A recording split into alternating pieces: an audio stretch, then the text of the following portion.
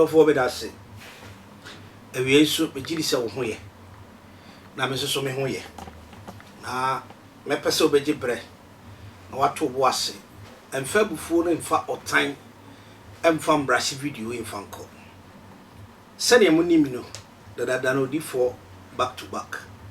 Na kansam ba bia me be ka bi na esi adagere nti. Aya na mabumani akunyama bi so. Na mabomani ato free. Ya ma asem no ko. Ti asem no nya botre. Na wese na papa nya ada oye o ka se waye busy dem busy. Papa cho afi mafu a me de mani sisu a meye. Eche metampa. Enti nya me bi ho ma ese na asia de etwe kosoro koba fam. Meji best farmer award. Ko minimini ameye. Orofo nyame nhira ono ye okese. Media ne prophet Eric Akwesatwi odi for back to back. Aba yisu semeko. Na orofo mamem ka nsemi kiro. Onipa de saifo. Nipa oye de saifo. Obidi wa bra bomna ne na nantini ansemo a. Obitu owu amena ede ama. Obitu owu amena ede ama. Mamenchi ama wo wiase nyina. Ama miemchi akwen pasti. Orofo 2024 a ye bekoi. Emfa nipa bia mata ho keke. Me hu nipa mobo. Enkofa obi oso oye mobo.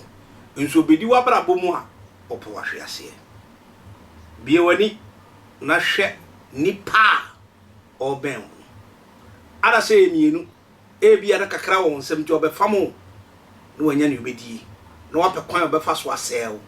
Wa mase oyi odo kan e de akyerew. Ahweye 2024 ahweye ene de benante. Ewra ni shira so waje bre na behwe odi for back to back. A me no kase me da asafo ye God's Revelation Ministry ano. Ase general besia. Asofo die me pa chaw enye school ni edidi o. Peter kase me osi we die. Ya fa fisoro. Amfa mawa. We nye bukum ni midie. Ebi akot school no ena omo so di sofo. Enti sebe atutura asem ne nkwase asem nko a. Ene ni paseye. Ene ni pade. Orofo de yama me be ka bi ni me be kasa bi ni se. Me pa cho me to nsa for 31st watch night. At 31st watch night pa cho ti asem eda so ni. A year of new location. Mami, obi abo abra bom wa moa na modin seye no de bebre wo. Obi abo abra ba bi aboafo e wo no. E ho no watumi atumi ka ko ja ne nan aguo. Tirio. Obi abo abra bom umpeja ye ne bre. Njohwe kwan bi obefa so asel. A year of new location. The year of new location me pacho. Odinfo akwasi antwi me pacho ma che so o ba. E ba horo na ase ese unya nyura fita obefra. E pacho tie na wape yellow can na fe wanya foda water.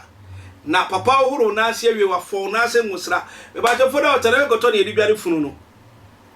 Ediduane funu no okrom. Papa no so okrom. Etitie be se kopa odinfo akwa Church of Bethesda de no. Kopa no bito wanya bi nso de a. Ene wa wasam. Nti penintam memma 31st metom na ye sorted okrom. Orofo tie me. Ye locate wa Ablekuma Agape William Street. Me pacha so o ba 31st watch night na me pacho tie me ni. Normal be fra faso. Eye 0543 41 91 60. The second line is 0553 40 1462. Me sense should be 0543 41 91 60. 0553 40 1462. Me pacho anaso be screen na say e roli twemo na picky. Catch your D4 question to say papa me ba 31st watch night a year of new location my high dan che. O kan Jeremiah 35 for sina raka bu fie de mo bra mo nkoso me pacho tie me. Ne ya hyese ye menye bobituru ye ntantama dan no ne nyanya che. Se onyini cha sikanka ho no me pacho ye bo ba yifu memu afirifiri ba no ye bo obayi amepa cho tie anadwo no ye beso ye maso si o asofudwuma na mepa cho sika kakra ka ho etu ba fa kakra hye wo ho ne ye ya kwankyere bia ne ye tu anamo bia watimi ya bi fa kakra hye wo ho orofo obeka sidifoi metene kache na muasa ba die back to back ne nsam ka bi modu mepa cho ebia mekan woni oba bia koda oba na bu ni nsa bema be sia ba no anu ko bom wawie ya no bra ya horo ne enchiro sunsuma dia ba esa wo mpija da oro anu ko bo ba se wawie ya ba obe the most idiot in your family obi a obe ko ba ho a wabu ni nsa bia o se mekọ ho no unya baifu a yesesa bonsam ko ye chiwade twira de kura so ba wabu ni nsa ma hia dan mu ho ye de tra hia dan na chi orofo tie mi aha na nyansa kasa aha na odifo back to back me Kenyan sasam na ma me kasa bia ene yatete se entokwa bebre abanyame adwumam na ena obisi papa Adom chedua omfiri nyame ochina Ogyaba emfiri nyame adechi komresiama omfiri nyame aninam wiem ya yenua kuma abronoma bekika bia na we na papa Adom chedua sam ome ekwachi abranti na ehia so de ne de yekoka ho na Ogyaba de ne de yekoka ho according to Ogyaba no se okwa kokko kan ya ja no kodu na abranti erante ni shoulder orofo Ghana ma nyame ma nyame som osomoma yin mu ntan yeme mu maten na mun kanim mun twianim no se yeme mfa yasam empria huntumi ka babo de kan yem fa yasam nkwasem dibia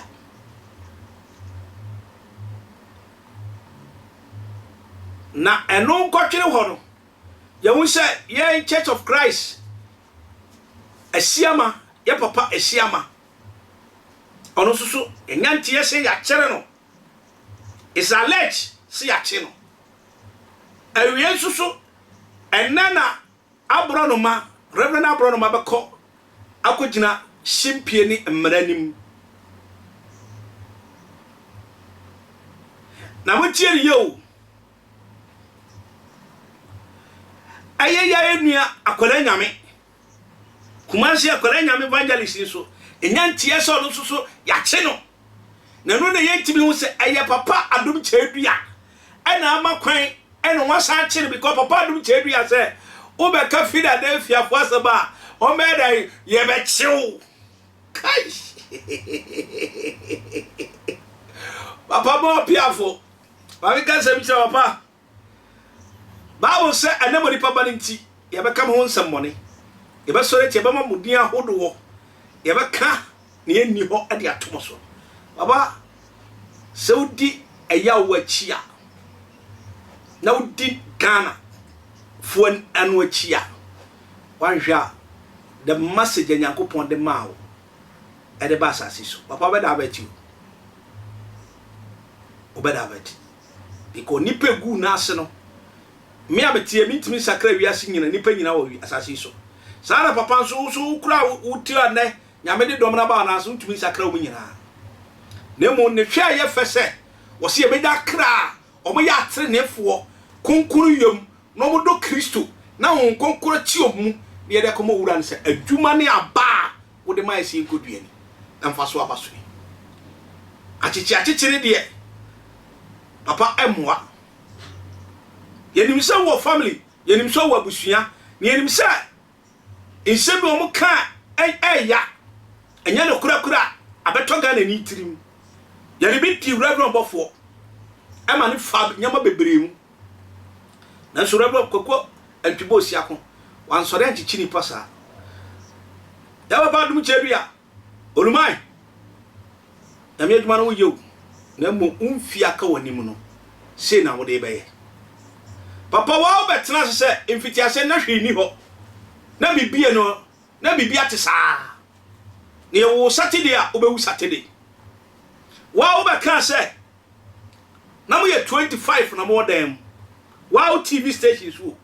ana ye baro to ye me kan sa ana ye twosu papa na hwan ne wo dan nim ama wa wo bakoda ebisa wo se edan bi na Bible no ne ye di ntan o ana ye di kan adofo Philadelphia ma se ba bi wo na ye yi a anko yi a enye didi atem Yesu ade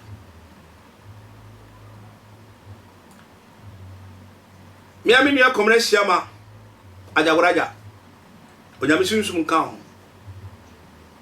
mami chiam papa na na retire Jehu Akabwa the third e baba Church of International Church Uzama e baba odifo akwa michiawo komre siama sunsum 4 yade akasa che sunsum so de nyina nso de mekase yamfanche siamfanche assignment a nyankopon e de ba sie yamfa mra sase bi so ye beda vet ya papa Adom chedua so unim se wo so bodo a woton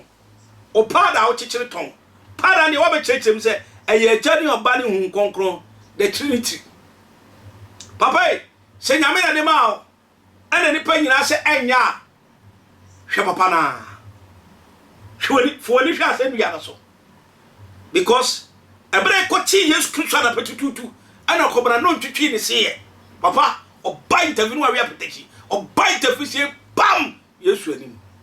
but na ka Yesu wa hodi so training sase bupuku ho o se eja Jerusalem babia munsum na munsum ame asu Yesu hwe ni nyame ahwe osoro o ka che ni wura saka be ya ka makuru antwa be honko enso asennua no so na kromfo mi no po ho na de no ko pontam o se we ni e pe no enso asennua no so no o mo de boni ni obi oyo kumfo o ye kromfo tetwi amoa papa abro no maye wona naketoa me kase oba kura de eye na naketoa oba betima wo ne ba anaso betima wo ne ba 10 times intini ame kase odi focus entwi me kase papa isamba ya cheme nkabie na mo mesrew se ofiachi eni abofo asotwi na otwe ne de ye na mo mesre se mo ba nyame adwuma no emu adwo papa obi nim da onyame beto nsafre me anawo anase odifo kwese asiama odifo asiama Ajagurajah ni ame kan se unia ba ma me kacho se eya asefem na Ghana yanyi ntumi se saade Yesu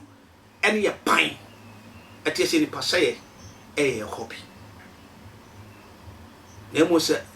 if you have a message you have been sent by the Holy Spirit automatically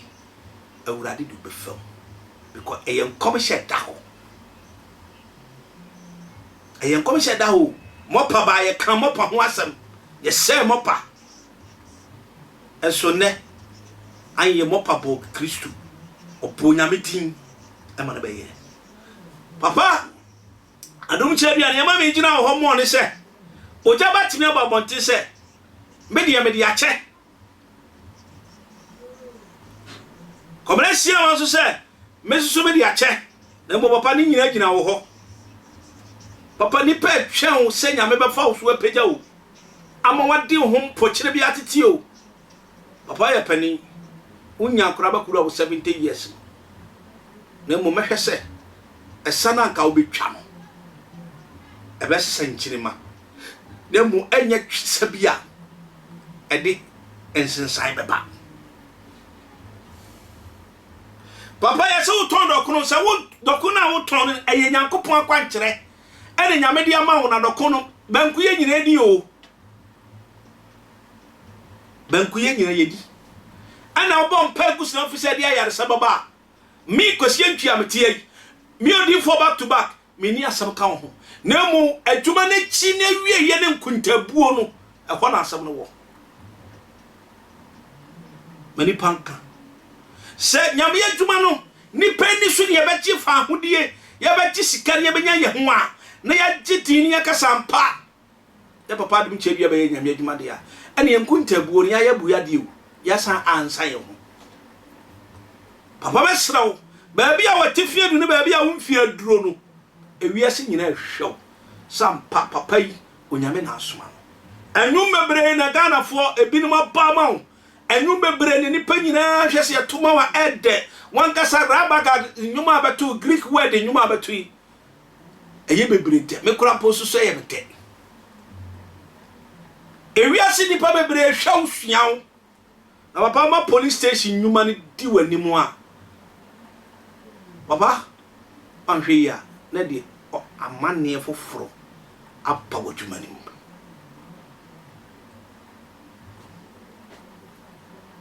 bebre sa pada konfo na ebo unso gitum se pada nyame de ama wode dwan senkyerane no eye wode ya nyame na de ma se umunu se wie peyo ne ye peyo wa awurade mu a ne ye peyo wa awurade ani mu a ene nkuntabuo bi ade hu se dipa bu watenya haw abapa se umunu nkuntabuo na wubuo mawiase nyina dipa nyina de watum se mo wie peyo nyame ani mu dia ene minu miru was e wasam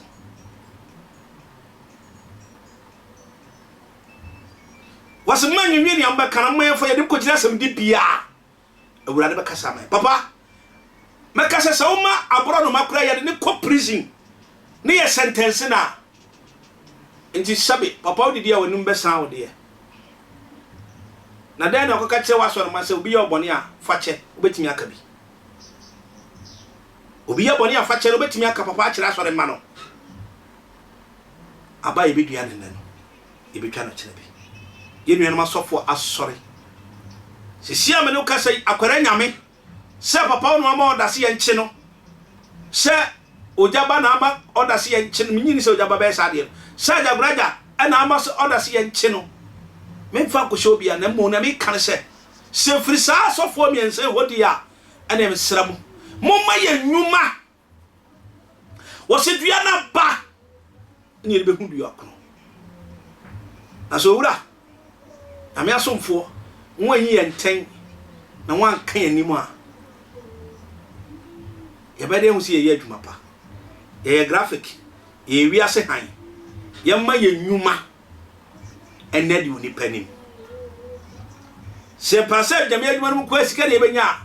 odefo bia ni owu a ode sika kwa asamado odefo bia ni owu a ode din kwa asamado dana muntu enedi yeko ye nwuma enedi yeko me pacho no da traza ko dan mo owu a ye betu fam de na hyepo no da be padan mo owu a ye betu fam e de na hyepo se ye asofo sani ababo kan so man be sori wo man so na oba be sori tia ne na ne na so be sori tia ne ba no sa ba mu dia ani asofo ye wadwuma yo ye sori ne ye fa ye homfom so fanche se komere tia ma so ni onye Kristo ni o ye sunsum ni pa komere za ma se ni pa ntini awo ye na se a awurade de bia Yankopon na osum no direct no tini wo honhom na osum no tiwase a wo so tenase a am se wie no akontabuo no onyame nsam minu yesiama sajuma na wo ye nanti a wutwa enwan a de omugujam aduhwa a wo hye Ajagurajah wo sum no se wie pema wo ni nyame ntamu a ajama ni paka fonfa ho ede na ya what kura wonti ya bunye gu aso na mesrew na muni hian se beja dimpa se ebre so se wurade to nsa fran ya yedi men na wasa asofo worimba na oba chichi nkrofo gumu asofo okokon asem a na ya chichew mesrew kola nyame a ya chede no se yenwe asofo bi nsa wo mu a yesre se papa adum chedua nsem ya bakati awro sa wo mu a papa mesrawo ba bia waduro no papa ne ho hia ne se edimpa ene akoma pa meni sa wo bi enu Ogyaba ni ame ka kire wo nie wo ye menua unya 50 years here me so menya 50 years here age mate mami ka se mencho na wa hye mabo afoforo no ne nantenko ene ne wa hye mabo dada nso nantenko akuafo ebredo obi ado ne mo asase na kasa na me adwuma na yeyo but innwuma na ye beye no ene bi boa ya ten mo me hwe na nipa ye ese ye be David se mo de madwen ma nipa bebre a Ogyaba na be powasem pa mesrew so we can once quickly don't come back to respond. Let your message be the temple of house of God. Mama nyankopon mu wisdom no e operating chire wiase asofo mo dwane okot bebrebe so yen koma se ye hu omo ye muni pa mi ense ne kam ho asem na mo ya okot mo ye se mo mama ni nye se e be kam ho asem mo ne se ne atwere ne kam wo se mo mama ni nye mo nsere mo ne ahurisie se ne e be kam e bobom di mo ne nanso ya twero mu din e won kwa mo papa du chedu ya oba ne medi jaw ni unu akuma ne medi jaw ni komre siama ne medi jaw ni wo se mama ni nye mo ne ahurisi se e be twero mu din e won kwa mo nu Ogyaba minua komre siama se orusu ye minua masra mo komre siama me papa ne odi ai na na mrecha jehu akabo the third wo sokende me sokende wo yusu for that me yusu for that water wo she says me she says the differences between say Ajagurajah na wo no metwase onya metamfo na mu ye nwuma ene be chenti o mo boye di mbone na mu moma ye ninye asenua no so no kromfo tetwa mo ano kankan kafon ede gu Yesu na so kromfo no so etwase ekunu no awurade bi ekwa ma no oti o se eja fa chawo awoni mi hoye mama Ghana fo hu se there is a seed you have been sent and you have a message you carry a seed to give people to go and plant and the land was waiting the heart was waiting to receive that seed yeme nyuma se amamamufo na amamamufo ndi asem mesrem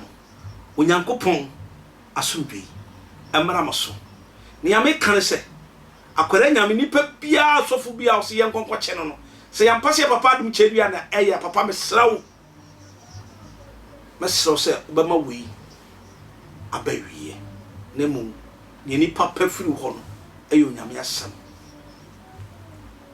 na papa mesrawo o mama sija ma o ma no bebi wonom ka editors ne hu se puppet ehwo asofo puppet na ama ye ka asem ayitrim ye de ye kawiase ye hu se yafomo baabi papa se message ne baba bonten kro wa picture awie no wo mo ko back wa akotenase na hwe baabi a mistakes wo mo mfa mekirawo wutiem wi asem wa post asem wa Ogyaba TV so onyankopon enhyira ene asofo nnwuma pa amoye na so oboneyefo bi etie si nyame adwuma mu na afi ato achichi si etie ho ase a yedin ebetro nkwa ho makraw na me de nyankopon hyira edema wa anya wode wo ye wode asema me kan no memfa ho abufu na mo famua nyansa sabe awum na tasimu nyansam na wurade bi hyira wo hyira wo kura me da se bye bye.